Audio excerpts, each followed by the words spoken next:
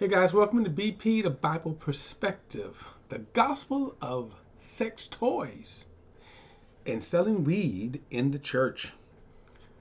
What? Now, before we get into it, please like and share this video and subscribe to BP, the Bible Perspective. And as always, if you have a thought or comment, add it to the comments section below. All comments are welcome. Pastor Jamal Bryant, who is currently pastor of New Birth Missionary Baptist Church, was recently on a doing an interview in which he, in my opinion, is promoting fornication, sex outside of the God-ordained marriage. We'll get into that later. And then in the same interview, he also was promoting the idea that he wants to get into the growing, developing, and then selling and distribution of weed. And in his theological mindset, this is one of the best ways to attract black men to the church. Now, this is no surprise to me coming from a Jamal Bryant.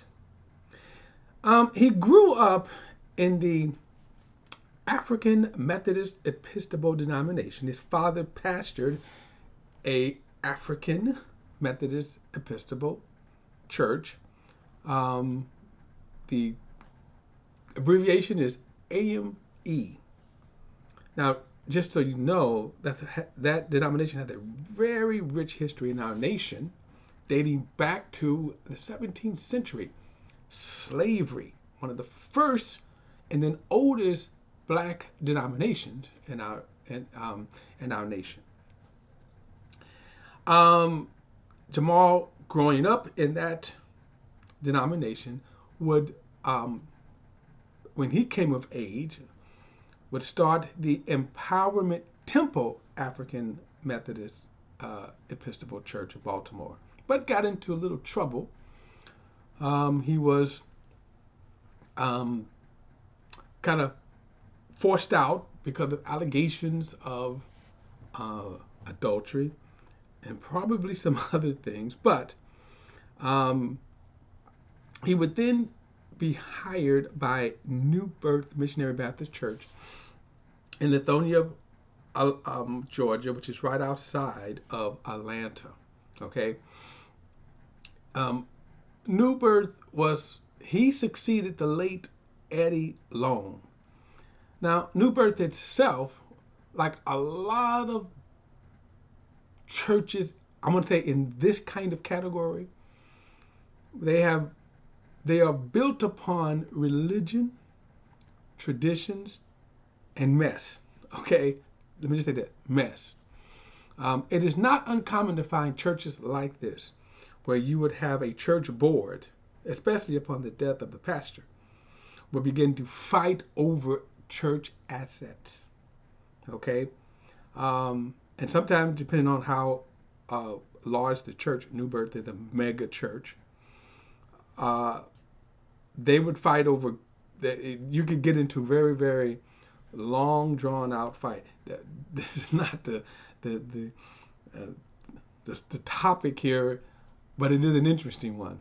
Okay, so it's not, my point is I'm not surprised that New Birth would hire, in other words, the leaders at New Birth that would hire a person like Jamal Bryant. He's a very charismatic person.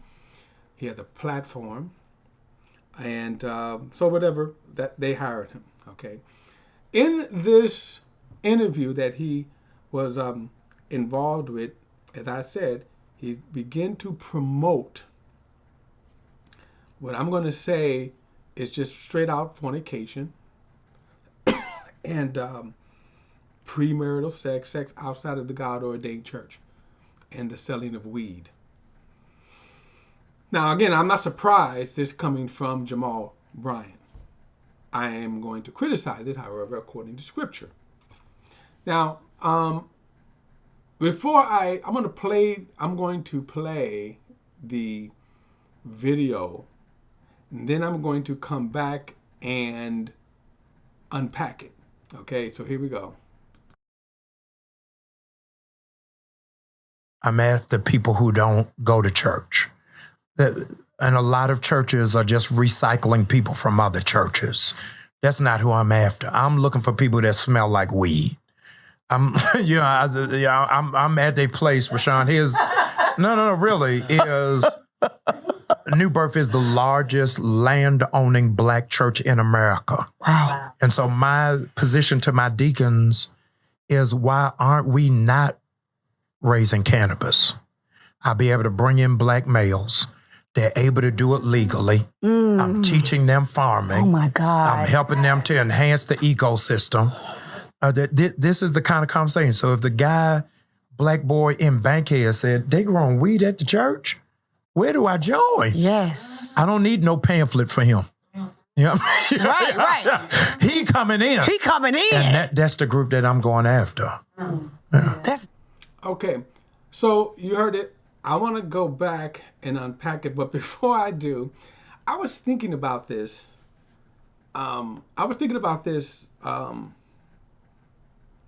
What he said about the last statement about attracting using weed.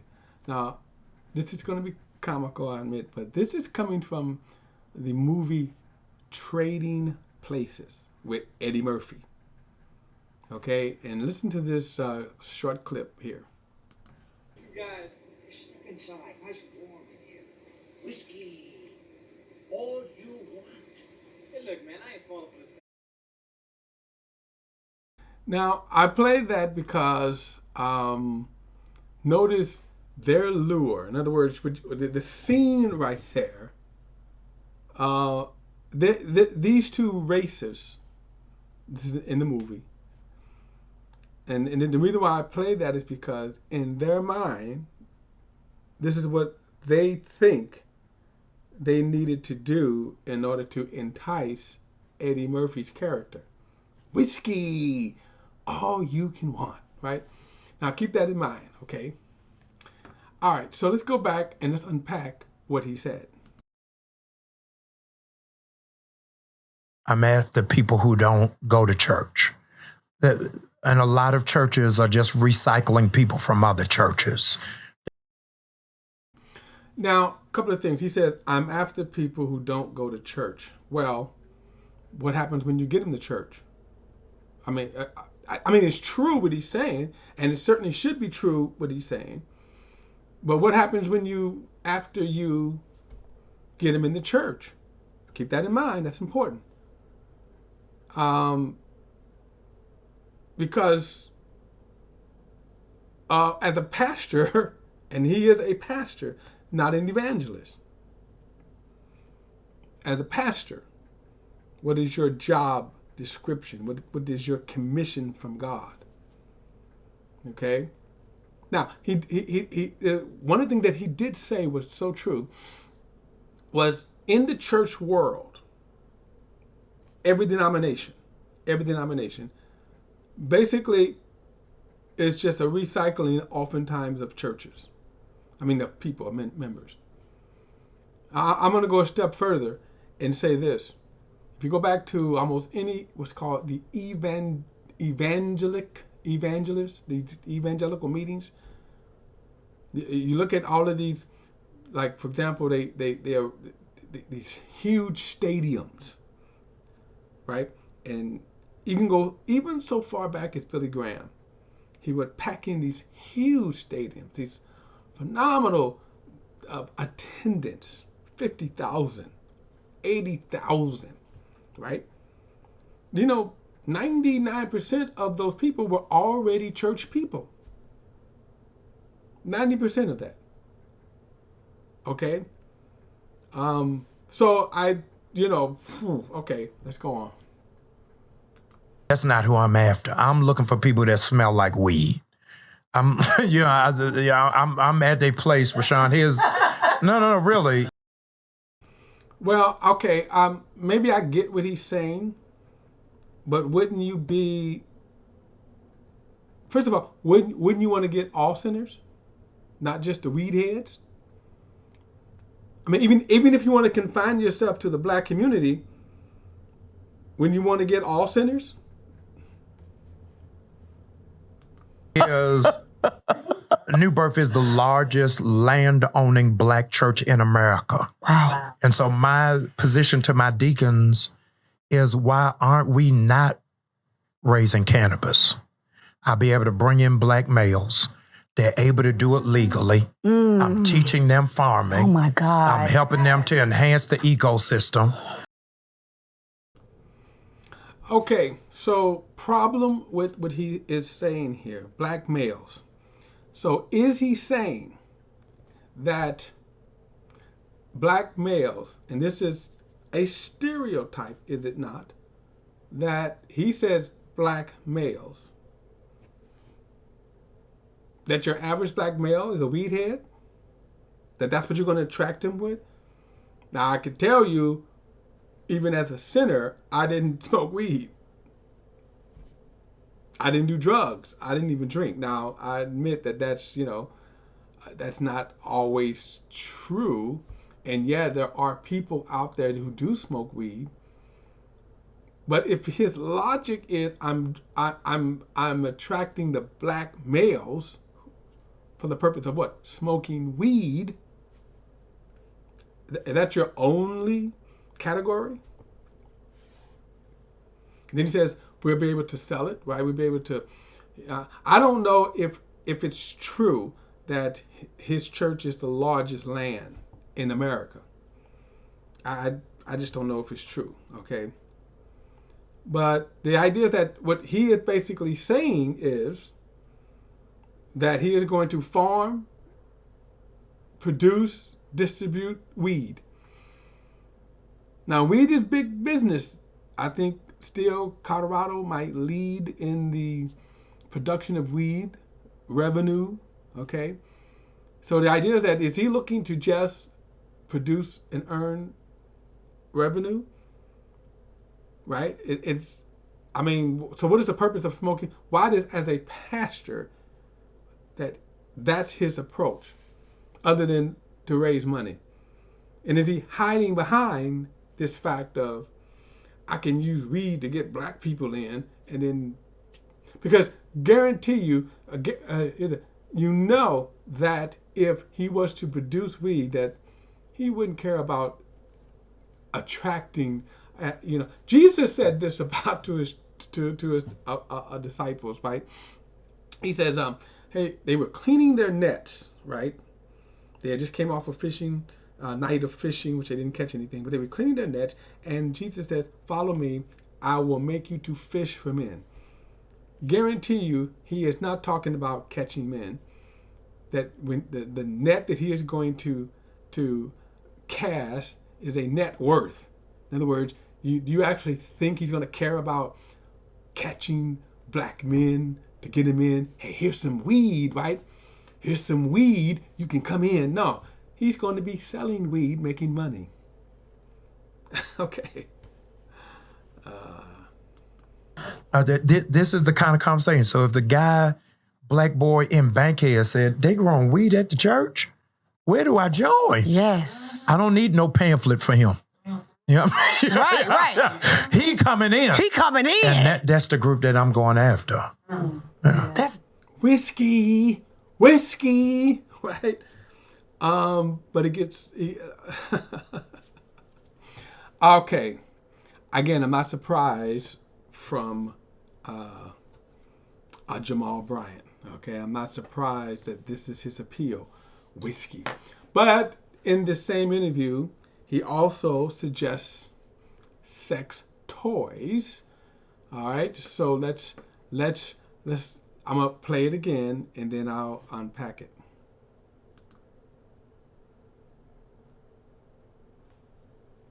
For me to tell 16-year-olds to be celibate is one thing. A 37-year-old who's used to getting some, I need a different kind of gospel. Yeah. So the church ain't telling me nothing about sex toys.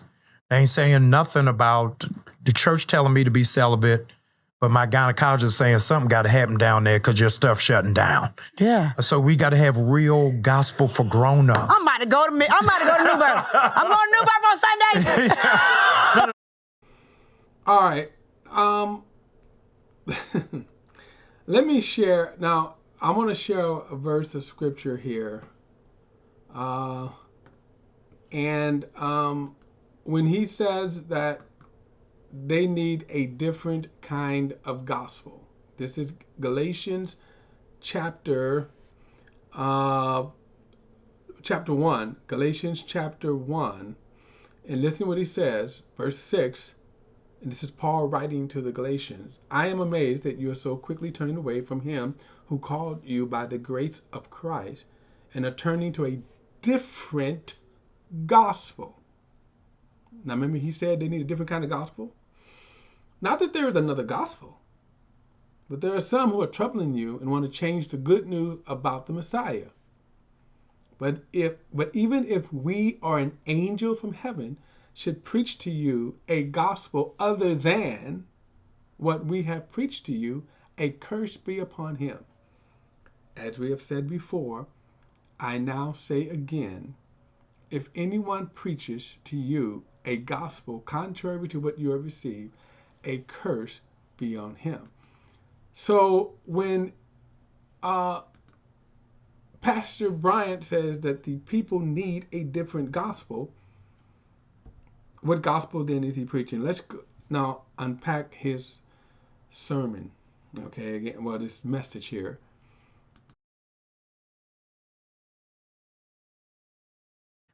For me to tell 16-year-olds to be celibate is one thing. A 37-year-old who's used to getting some, I need a different kind of gospel. Yeah. All right, so problem. You need to tell. Here's my point. Why would you tell? Why do you think you need to tell 16-year-olds to be celibate? As the world right now is preaching, why not just say use birth control? That's what the world is doing. And then he goes on, and of course he says that the gynecologist, now I can't speak to that because I'm not a gynecologist, that they're telling them that they're to the woman who's used to getting something, the gynecologist is telling them that they need to do something down there. So what is his solution? Okay, what is the solution? So the church ain't telling me nothing about sex toys. They ain't saying nothing about the church telling me to be celibate, but my gynecologist saying something got to happen down there because your stuff's shutting down. Yeah. So, okay, is he promoting sex outside of marriage? Is he promoting fornication? He's saying this stuff has to happen. How do you suppose? And then will you then tell them what kind of sex toys they should be using? Will you have classes in your church that say, hey, here are sex toys? Huh? Will you say this? Here's I'm gonna right there. But sorry for being so graphic right here. This was the cleanest, by the way. I was kind of looking at pictures to show of sex toys. Well, this was sort of the clean. Will you present this in your church, sex toys? Were you going to say, hey, guess what, guys, ladies in the church? I would certainly like to think about what exactly is it, how you would teach this.